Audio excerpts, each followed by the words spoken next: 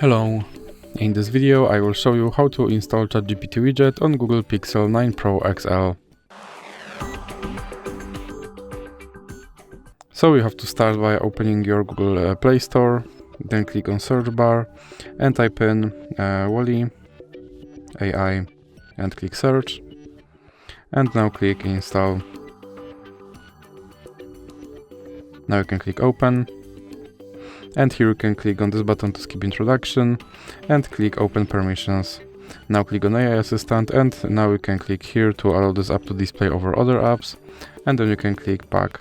Now click back again and you can click start. And as you can see, here is my Chat GPT widget, and you can open him and you can tell him to do something.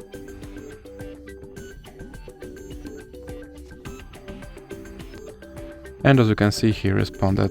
And if you want to remove him from your screen, simply drag him into the X icon in the middle of your screen.